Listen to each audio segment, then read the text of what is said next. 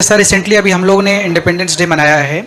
तो independence day के मौके पर हम लोग को आज़ादी मिली थी और हम लोग आज़ाद हैं। लेकिन देश में जो है हेल्थ की बात होती है, तो हम जो है हेल्थ से कैसे फ्रीडम पाएँ, इसके बारे में कुछ कहना चाहते हैं सर? देखिए, 1947 तक देश अंग्रेज़ों का गुलाम था, आज देश अंग्रेजी दवा का गुलाम है। Hello sir, this is Pragya from national खबर। मेरा पहला सवाल ये है सर कि आप अक्सर डायग्नोसिस के ख़िलाफ़ ही ज़्यादातर बोलते हुए नज़र आते हैं। तो अगर आप डायग्नोसिस के ख़िलाफ़ ही हैं तो पेशेंट को कैसे पता चलेगा कि वो ठीक हुआ भी है कि नहीं हुआ है, कैसे पता चलेगा? देखिए, पेशेंट को कैसे पता चला कि वो पेशेंट है? लेकिन सर आपके हॉस्पिटल में जितने पेशेंट आ रहे हैं उनके भी तो रिपोर्ट्स देखकर ही ट्रीटमेंट चल रहे हैं। उनके रिपोर्ट यहाँ जमा होते हैं, लेकिन हम देखते हैं उनके शरीर को ही। हिम्स में काम किया है तो अभी से बात है कि उस हॉस्पिटल का रेपुटेशन तो अभी कायम है। तो क्या वहाँ पे पेशेंट्स को जाना चाहिए? पेशेंट्स को देखिए, वहाँ जाएंगे तो वहाँ पे नुकसान। This is Pragya from national खबर। मेरा पहला सवाल ये है सर कि आप अक्सर डायग्नोसिस के ख़िलाफ़ ही ज़्यादातर बोलते हुए नज़र आते हैं। तो अगर आप डायग्नोसिस के ख़िलाफ़ ही हैं तो पेशेंट को कैसे पता चलेगा कि वो ठीक हुआ भी है कि नहीं हुआ है, कैसे पता चलेगा? देखिए, पेशेंट को कैसे पता चला कि वो पेशेंट है at the very first place? Patient को कब लगा कि मुझे डॉक्टर के पास जाना चाहिए? वो घर पे है, अपना काम कर रहा है, अचानक एक दिन मन किया कि चलो मैं यूँ ही चला जाता हूँ। ऐसा तो हुआ नहीं। पेट में दर्द होगा, कमज़ोरी होगी, उल्टी आ रही होगी, खून की उल्टी आ रही होगी, नींद नहीं आ रही होगी और इंडाइजेशन होगा, कॉन्स्टिपेशन होगा। तो जितनी सारी बातें मैंने बताई हैं, इनमें से कौन सी बात है जो डायग्नोस किया जा सकता है? पेट का दर्द डायग्नोस किया जा सकता है, कमज़ोरी डायग्नोस की जा सकती है क्या, ब्रेथलेसनेस डायग्नोस की जा सकती है क्या, वीकनेस या फिर हेडेक डायग्नोस किया जा सकता है क्या, तो कॉन्स्टिपेशन भी डायग्नोस किया जा सकता है क्या? एक्चुअली अगर आप देखें, जो सही मायने में जो बीमारियां हैं जो इंसान को तकलीफ़ देती हैं, उनमें से एक का भी कोई, किसी के घुटने में अगर जो दर्द है तो डायग्नोस किया जा सकता है। It can not be. तो डायग्नोसिस तो self diagnosis is the only diagnosis जहाँ आपकी बॉडी आपको लगातार सिग्नल दे रही है ना। तो और अब आते हैं जो डॉक्टर पास जाने से जो पेट स्कैन करते हैं, जो बायोप्सी करते हैं, मेमोग्राम करते हैं, या किडनी के लिए जो KFT रिपोर्ट लेते हैं, ये सारे रिपोर्ट का खेल अगर आप पढ़ेंगे तो समझेंगे तो आपको एक बात समझ आएगी। किसी भी हेल्दी से हेल्दी इंसान ले लीजिए और उसको सारे डायग्नोसिस करा डालिए, उसके अंदर 4-5 बीमारियां वो डायग्नोसिस के बेसिस पे निकल आएगा जो कभी थी नहीं ना कभी है। तो इस पे हमने एक किताब लिखी है, हॉस्पिटल ट्रैप, हम पेशेंट्स को देने के लिए। वो किताब अगर आप पढ़ेंगे bishrup.com/ebook से फ्री डाउनलोड कर सकते हैं, तो आपको पता चलेगा कि डायग्नोसिस अपने आप में एक ट्रैप है, आपको बीमार बनाए रखने का एक षड्यंत्र है।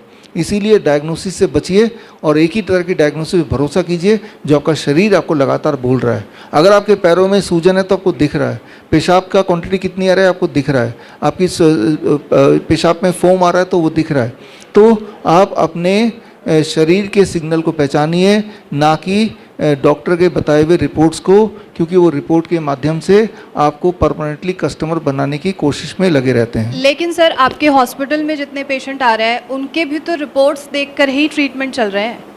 उनके रिपोर्ट यहाँ जमा होते हैं, लेकिन हम देखते हैं उनके शरीर को ही है, उनके सिम्टम को ही हम देखते हैं। अभी भी आपने देखा होगा, सारे पेशेंट आए थे तो उनके सिम्टम पे हमने जोर दिया। कोई बोल रहा है मेरे पेट में दर्द है, कोई बोल रहा है मेरे पैरों में सूजन है, कोई बोल रहा है मुझे एक्सट्रीम कमज़ोरी है। ये सारी चीज़ें रिपोर्ट में कहाँ मिलेंगी? ये सारी चीज़ तो पेशेंट ही बताएगा। तो हम पेशेंट को ही देखते हैं, उसी ऑब्जर्वेशन को यूज़ करते हैं और डायग्नोस्टिक मिनिमाइज्ड है। जैसे हीमोग्लोबिन लेवल देख लिया, शुगर देख लिया, BP देख लिया, मिनिमाइज्ड है। और 99% हम diagnosis is based on the patient symptom and may be 1-2% हम कुछ डायग्नोसिस को एक बार देख लेते हैं। सर हेलो सर, रिसेंटली एक खबर आई थी कि आपने हिम्स छोड़ा था, जिसके बाद जो पेशेंट्स हैं जो वहाँ पे इलाज कराने चाहते थे या फिर कराते थे, तो थोड़ा सा उनको इनसिक्योरिटी फील हुआ कि आप नहीं होंगे तो उनका इलाज कैसे होगा। बाकी उसके बाद जब जैसे कि आपने विस्तार वाटिका के साथ कनेक्शन किया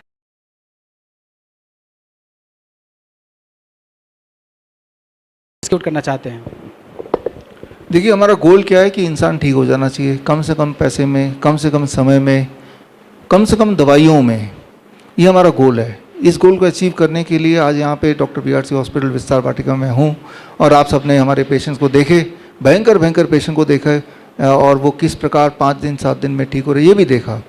तो इसी तरह से आप देखेंगे पूरे देश में आज भी कई सारे ऐसे हॉस्पिटल हैं जो अच्छा काम कर रही हैं, इन्हीं पद्धतियों पे, हॉट वाटर इमर्शन है, DIP डाइट पे कर रहे हैं अपने आप में, ठीक है ना। तो मैं तो यही चाहूँगा कि हमारे देश में इस हॉस्पिटल को प्रेरणा लेके और भी हॉस्पिटल खुले भी हैं, हमने आइडेंटिफाई भी किया है, उनका नाम भी हम बताएंगे। ज़रूर नहीं कि वो हमारे साथ टाई अप है तो ही बताएंगे। अगर वो अच्छा काम कर रहे हैं और अगर यही प्रोटोकॉल फॉलो कर रहे हैं फिर वो उनको हम प्रचार करेंगे, क्योंकि एक इंसान जब बीमार पड़ता है, मुंबई का इंसान, वो उड़ के यहाँ पे आएगा और बीमार हो जाएगा, वहीं का वहीं इलाज मिलना चाहिए उसको, या घर पे मिलना चाहिए इलाज उसको।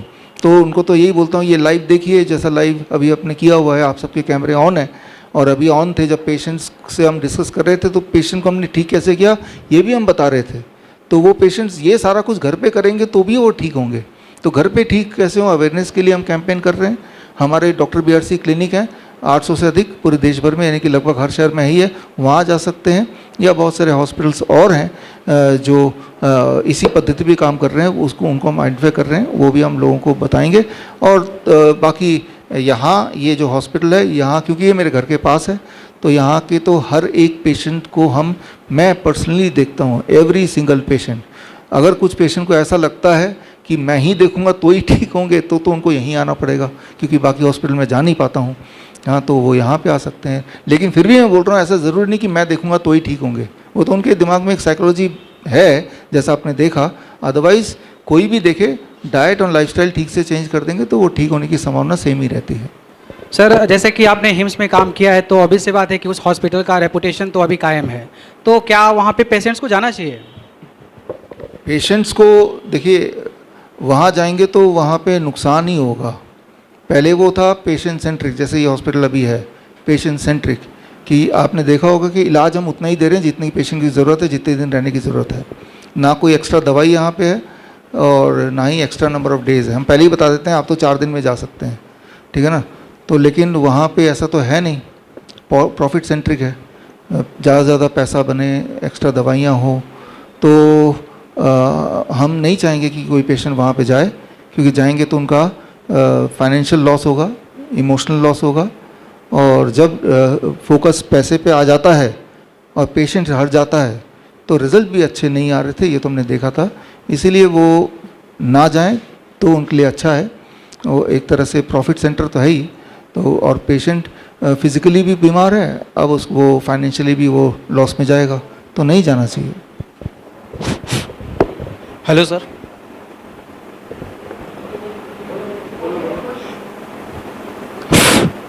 हेलो सर, मैं नव 24 न्यूज़ की तरफ से हूँ। मेरा नाम शमी है। कैमरा वो ऑफ ही है लगता है।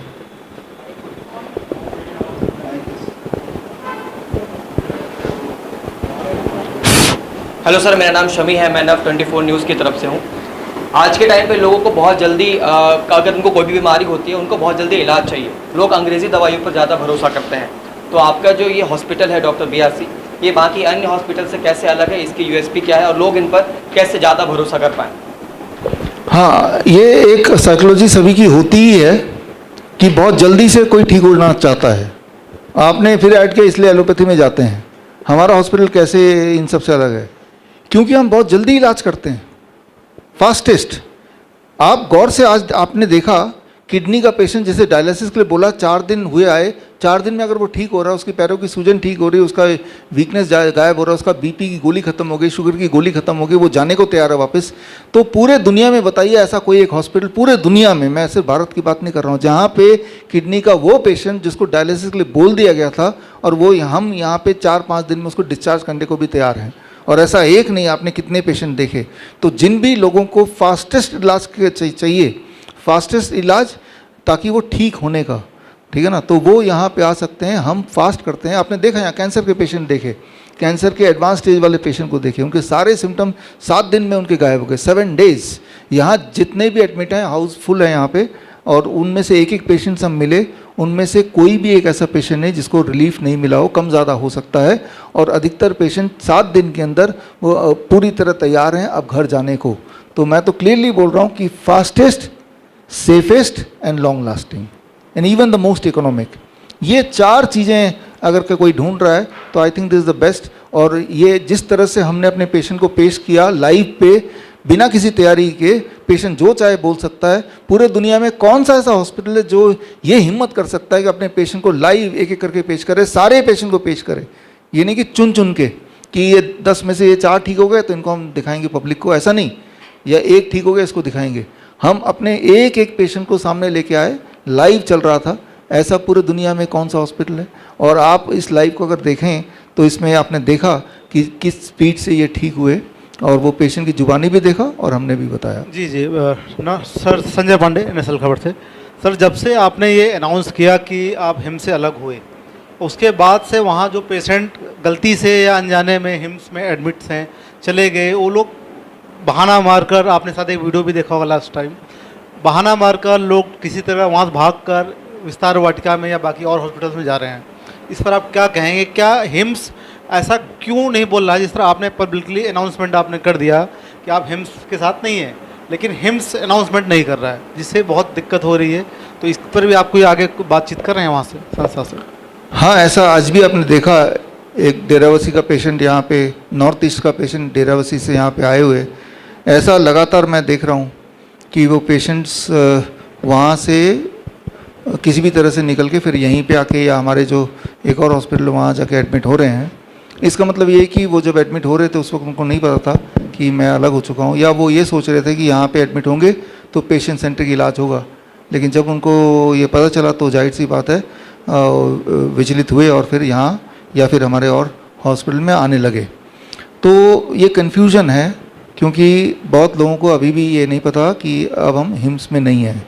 तो आपके माध्यम से मैं बोल रहा हूँ कि वो लोग जो हिम्स जाना चाहते हैं मेरे नाम की वजह से, तो वो ना जाएं। मैं उनके साथ अभी हिम्स के साथ मैं नहीं हूँ। तो कहाँ आए? यहाँ मैं बैठा हूँ, यहाँ पे डॉक्टर BRC हॉस्पिटल विस्तार वाटिका यहाँ है, यहाँ एक और हॉस्पिटल हमारा वहाँ है। यहाँ तो हमेशा फुल रहता है, तो इसीलिए एक बार चेक कर लें कि यहाँ पे सीट्स हैं कि नहीं, बेड है कि नहीं। तो यहाँ है और यहाँ पे फुल रहता है, इंस्पाइट ऑफ द फैक्ट कि कोई भी एडमिट होता है तो हम 4-5 दिन में उनको जाने का बोलते हैं, जल्द से जल्द जाने का भी है, ठीक है ना। तो आपके सवाल का जवाब कि लोगों को नहीं पता और उनको जाने के बाद पता चलता है तो यहाँ पे आते हैं। तो मेरे नाम से अगर जा रहे हैं तो मैं उनके साथ, तो हिम्स के साथ मैं नहीं हूँ। मैं कहाँ पे हूँ? मैं यहाँ पे जहाँ आप देख रहे हैं, सेक्टर 52 विस्तार वाटिका, ऑनलाइन ढूंढ सकते हैं। सर एक लेकिन सर एक और बात कंप्लीट नहीं किया आपने, तो अनाउंस कर दिया हिम्स साथ नहीं है, लेकिन आपने अनाउंसमेंट अभी तक नहीं किया। जब आपने मैनेजमेंट से, हिम्स मैनेजमेंट से आपने ऐसा मेल या कोई सूचना उनको दी कि आप भी अनाउंसमेंट कर दीजिए ताकि लोग क्लियर रहें? नहीं, हाँ, हमने अनाउंसमेंट कर दिया। उन्होंने क्यों अनाउंसमेंट नहीं किया ये तो वही जानते हैं, हो सकता है अनाउंसमेंट कर दे, दैट दे नो। और हमने तो कम्युनिकेट कर दिया, जैसे जितने भी तरीके होते हैं कम्युनिकेट करने का, क्लियरली कर दिया। सर एक सवाल मेरा आप दोनों से ही है कि जिस तरीके से बाकी के हॉस्पिटल्स में पेशेंट्स को रिजल्ट अगर नहीं मिल रहा था तो वहाँ पे पेशेंट कुछ नहीं कर सकते थे, लेकिन विस्तार वाटिका में अगर कोई पेशेंट आता है आपके नाम से और उन्हें अपेक्षित जो भी रिजल्ट वो चाहते हैं वो नहीं मिलता है, तो आप दोनों मिलकर क्या सेकेंडरी ऑप्शन उस पेशेंट के लिए तैयार कर रहे हैं? हाँ, एक बात मान के चलिए, यहाँ जितने भी पेशेंट आते हैं, ऐसा नहीं कि 100% पेशेंट को 100% लाभ हम दे पाते हैं। ये ज़रूर है कि 100% पेशेंट को कुछ ना कुछ लाभ दे देते हैं, कुछ 100% लाभ मिलता है, किसी को 70%, किसी को 60%, कुछ ना कुछ इम्प्रूवमेंट होती ही है। लेकिन कई बार ये हो सकता है कि उनके मन मुताबिक इम्प्रूवमेंट ना हो, या कई बार ये भी हो सकता है कि इम्प्रूवमेंट हो ही ना, ऐसा भी होता है। क्योंकि याद रखिए, हमारे पास वो पेशेंट आते हैं जहाँ जो हर जगह से हार जाते हैं, कीमोथेरेपी करा के, सर्जरी करा के, अपना पूरा बेड़ा गर्क करके तब आते हैं, ये याद रखना चाहिए। तो ऐसे में ये हो ही सकता है या होता भी है जब हम अपने अनुसार भी पेशेंट को रिलीफ नहीं दे पाते। तो ऐसे में बस हम तो यही बोलते हैं कि हम कोशिश कर रहे हैं और उनको बोलते हैं घर जाइए और घर जाके भी हमारे टच में रहिए, और जितना हो सके, जितनी क्षमता हमें भगवान ने दी है उतना हम आपकी मदद करेंगे, तो ताकि आप इस परिस्थिति से बाहर निकल जाएं। तो मान के चलिए कि हमारे यहाँ पे 90% पेशेंट पूरी तरह ठीक होते हैं, लेकिन 10% पेशेंट को 100% रिलीफ नहीं भी दे पाते हैं। लेकिन अगर आप ये देखें, दूसरे किसी भी हॉस्पिटल की बात करें, पूरी दुनिया की बात कर रहा हूँ, एलोपैथी हॉस्पिटल इन पर्टिकुलर, वहाँ पे आप अगर बोल दें कि 1% ठीक होते हों तो बहुत बड़ी बात है। 0%, डायबिटीज़ में 0 रिजल्ट है, किडनी में 0 रिजल्ट है, कैंसर में 0 रिजल्ट है और इंसुलिन डिपेंडेंट है तो 0 रिजल्ट है, क्रॉनिक किडनी डिजीज़ में तो माइनस में रिजल्ट है। जिस हालत में पेशेंट आता है उससे बुरी हालत में जाता है। उसके कंपैरिजन में आप देखें टाइम जितना यहाँ स्पेंड करना होता है और उसमें इम्प्रूवमेंट, और सबसे बड़ी बात खर्चा भी कम, क्योंकि दवाई तो है नहीं, दवाई है तो थोड़ी बहुत है। सर पेशेंट जो होता है वो खासकर किडनी रिलेटेड जिनको प्रॉब्लम होती है उन्हें डायलिसिस से काफ़ी ज़्यादा प्रॉब्लम होती है, बार बार जाना आना, तो क्या ये डायलिसिस के प्रोसेस से उसे छूट नहीं मिल सकती है? डायलिसिस के प्रोसेस छूट मिल सकती है, छूट मिलती है हमारे पेशेंट को। तो आपने आज भी 3 पेशेंट देखे यहाँ पे, ठीक है ना। तो और ऐसे हमारे पेशेंट जो डायलिसिस पे पहले थे और हमारे पास आने के बाद डायलिसिस छूट जाती है, हमेशा के लिए छूट जाती है। और कई लोग ऐसे भी हैं जो छूटती पूरी नहीं, लेकिन 3 बार डायलिसिस लेते हैं तो अब 15 दिन में 1 बार लेना पड़ता है, फ्रीक्वेंसी कम हो जाती है। तो आसानी से होती है, हमारे हज़ारों पेशेंट हैं जिनकी हुई है, और वो सारे पेशेंट्स भी हैं जो 5-5 साल पहले से भी ठीक हुए और आज भी ठीक हैं। 5 साल पहले मैंने gravitational resistance and diet system का आविष्कार किया था, यानी कि किडनी के पेशेंट को ठीक करने का एक मेथड डिज़ाइन किया था, और ये 5 साल पहले डिज़ाइन किया था। 2021 अक्टूबर की बात है। तो ऐसे पेशेंट भी हैं जो 2021 अक्टूबर में जिन्होंने अपनी डायलिसिस से पीछा छुड़ाया इसी सिस्टम को फॉलो करके, वो आज भी हमारे टच में है और आज तक उनकी किडनी ठीक है, कोई दिक्कत नहीं है ना। तो छूट जाता है और कम तो हो ही जाता है, बट 75% का छूटता है, 25% जो रह गए उनका कम हो जाता है, नहीं छूटता है। ऐसा एक ऑब्जर्वेशन स्टडी हमने किया था 2023 में दयानंद आयुर्वेदिक मेडिकल कॉलेज और श्रीधर यूनिवर्सिटी ने। तो उन्हीं का रिपोर्ट ये कहता है कि जो लोग hot water immersion, DIP diet and head down tilt करते हैं उनमें से 75% की पूरी तरह से डायलिसिस छूट गई, और जो 25% की डायलिसिस कम तो हो गई लेकिन छूटी नहीं। ये उन्हीं का रिपोर्ट है। सर आपका जैसे इलाज है, जैसे नेचुरोपैथी तरीके से, आयुर्वेदिक तरीके से करते हैं, अगर किसी की हालात इमरजेंसी में बिगड़ जाए तो वो एकदम कैसे मतलब इस चीज़ का उपचार ले सकता है? हमें आपको सबको दिमाग में लोगों ने बिठाई दिया है कि इमरजेंसी में एलोपैथी में ही जाना पड़ेगा, जबकि आयुर्वेद में, नेचुरोपैथी में, इमरजेंसी के में कई सारे ऐसे इलाज हैं जो बड़ी तेज़ी से काम करता है, सेफली काम करता है, हर बार काम करता है। चाहे किसी की हड्डी टूट जाए, चाहे किसी को कोई बेहोश हो जाए, चाहे किसी को हार्ट अटैक आ जाए, चाहे किसी को चेस्ट पेन, एंजाइना हो, हर चीज़ का इलाज आयुर्वेद में भी है और इमरजेंसी में भी इलाज है। इनफैक्ट इमरजेंसी में अगर आपका सवाल है कि अलग अलग इमरजेंसी कंडीशन में आयुर्वेद और नेचुरोपैथ में कैसे इलाज करेंगे, फास्ट, इवन एलोपैथ से फास्टर। एलोपैथ तो नुकसान कर देता है इलाज के बहाने, तो इसके लिए हमने एक कोर्स भी लॉन्च किया, help, handling emergency life support and pain. ये 1 महीने का ऑनलाइन और 3 दिन का हैंड्स ऑन ट्रेनिंग है। ये हमारे doctor BRC medical academy Samalkha Haryana में होता है, और यहाँ पेशेंट आते हैं तो उनको हम बताते हैं कि कैसे अलग अलग मेडिकल इमरजेंसी, मान लो मैं आपको उदाहरण दे रहा हूँ, आप एलोपैथी की बात कर रहे हैं या इमरजेंसी की बात कर रहे हैं, कोई इंसान यहाँ बेहोश गिर जाए, ठीक है ना, तो आप क्या करेंगे? वो सिनेमा हॉल के अंदर भी गिर सकता है, राइट, वो सड़क पे भी गिर सकता है, घर पे भी गिर सकता है। तो पहले बोलेंगे आप हॉस्पिटल ले जाओ, तो टाइम निकल गया।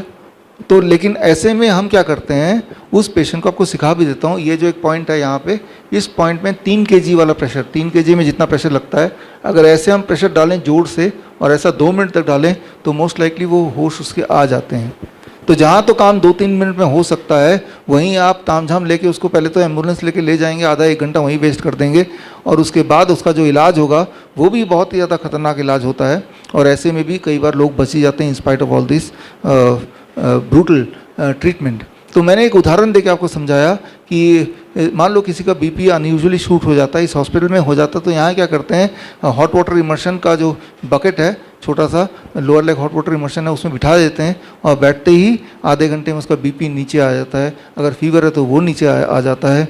तो अलग अलग मेडिकल परिस्थिति में अलग अलग तरह के मेडिकल इमरजेंसीज़ हैं जो फास्टेस्ट काम करता है, सेफली काम करता है, और उसकी ट्रेनिंग भी है हमारी ऑनलाइन सर्टिफिकेशन कोर्स, और वो ट्रेनिंग यहाँ के डॉक्टरों को भी मिली हुई है। मान लो किसी को चेस्ट पेन है, एंजाइना है, तो ऐसे में आप फिर वही बोलेंगे एंजियोग्राफी कराओ, एंजियोप्लास्टी कराओ, डॉक्टर के पास ले जाओ, इमरजेंसी सिचुएशन है, लेकिन उसी पेशेंट को अगर आप अदरक लेके उसको बोलें चबाए, और चबाता रहेगा, आंखों से आंसू निकलते रहेंगे और एंजाइना कम होता रहेगा।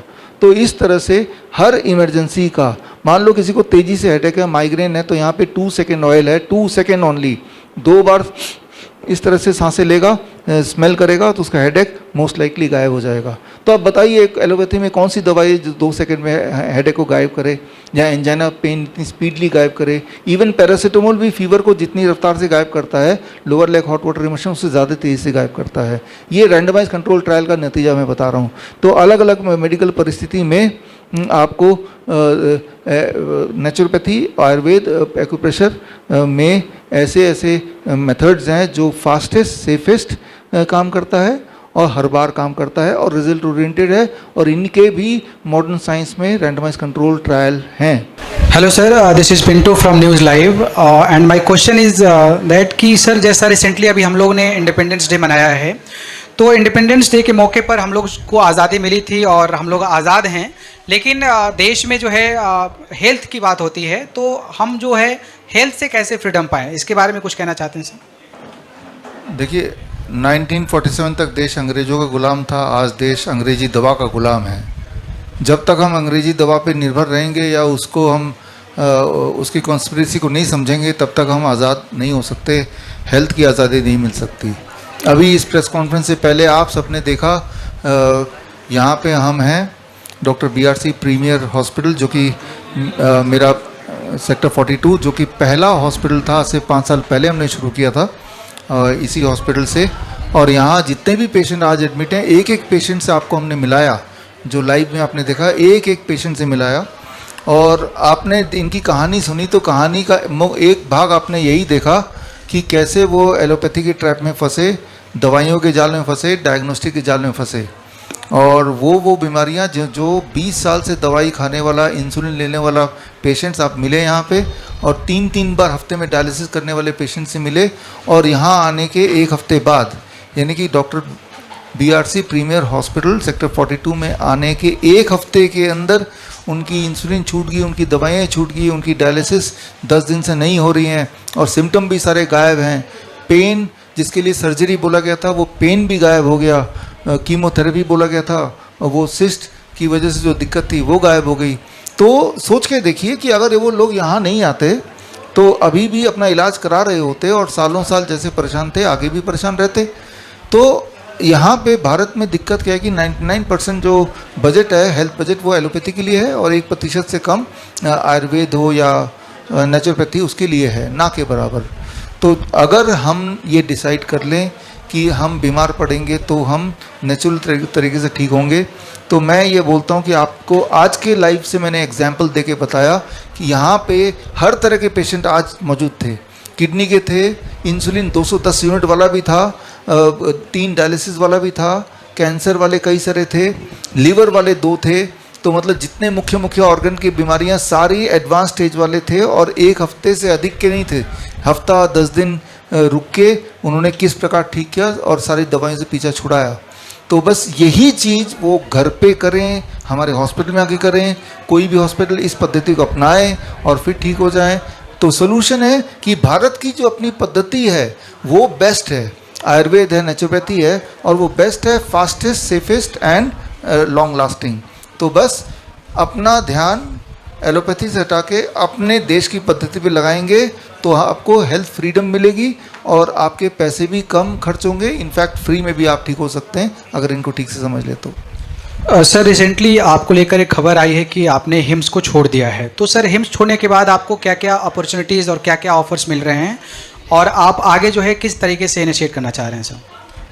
हाँ, ये है कि 5 साल से हमने शुरू किया था, और छोड़ने का तो कारण एक ही है कि जहाँ पे पेशेंट की भलाई ना हो, पेशेंट की भलाई को देखा ना जाए, तो वो छोड़ देना अच्छा है। आज भी आपने देखा कई सारे पेशेंट जो हिम्स में एडमिट थे, तो वहाँ से निकल के वो यहाँ पे आए, और उसके बाद यहाँ उनकी हालत बहुत सुधरी भी है। तो हमारा गोल तो एक ही है, पेशेंट सेंट्रिक, वो जो जहाँ भी है वहाँ ठीक हो जाए। तो इस वक्त पूरे देश में हमारे 800 से अधिक doctor BRC clinic at the rate home है, और ये वाला हॉस्पिटल, हमारे साथ हॉस्पिटल के चेयरमैन बैठे हैं कमल जी, और आपने प्लान किया ही है इनके भाई दीपक जी कि ये हॉस्पिटल तो पूरी तरह से फुल है, सारे बेड भरे हुए हैं। तो और इनका प्लान है कि आगे भी और हॉस्पिटल खोलेंगे।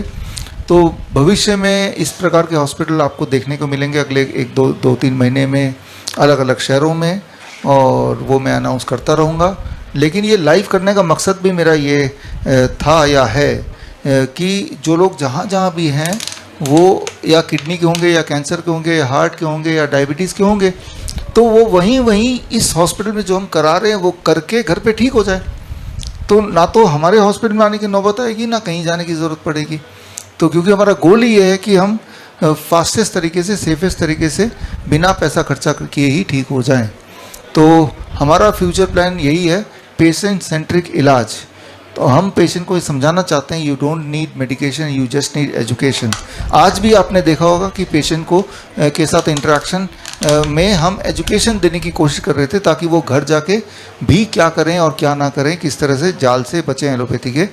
तो आपको भविष्य में बहुत ही जल्द 1 महीने के अंदर अलग अलग शहरों में हॉस्पिटल्स दिखेंगे, डॉक्टर BRC हॉस्पिटल्स, जहाँ पे पेशेंट सेंट्रिक इलाज होगा, जैसे इस डॉक्टर BRC प्रीमियर हॉस्पिटल में हो रहा है। ये हमारा पहला हॉस्पिटल आज से 5 साल पहले का खुला हुआ है, और यहाँ पे जिन्होंने शुरू किया था कमल जी की वाइफ वेदिका जी ने, जो खुद एक कैंसर सर्वाइवर रही है, कैंसर से उन्होंने इसी मेथड से उन्होंने अपने आप को ठीक किया। फिर उन्होंने बीड़ा उठाया कि एक ऐसी जगह होनी चाहिए जहाँ देश के लोग आ पाएँ और वो आसानी से ठीक हो पाएँ, और तब से ये हॉस्पिटल चल रहा है। और मैं उम्मीद करता हूँ इस हॉस्पिटल से निकल के जो पेशेंट जाएं वो अपनी एक्सपीरियंस बताएं, इस प्रकार की पेशेंट उसको सुन के समझ के घर पे ही अपना इलाज कर पाए। सर, आप फोकस करते हैं कि जितनी भी बीमारियां हैं वो घर बैठे ही ठीक हो जाया करें, जैसा कि अभी आप कह भी रहे थे कि हम ज़्यादातर पेशेंट्स को चाहते हैं वो घर पे ही ठीक हो जाएं। तो सरकार लेकिन जो है वो बड़े बड़े बजट निकालती है 500 करोड़ के, कि हम जो है एक मल्टी स्पेशलिटी हॉस्पिटल बनाएंगे और ये चीज़ करेंगे। तो ये 2 चीज़ एक साथ कैसे एग्जिस्ट कर पाएंगी हेल्थ सिस्टम में?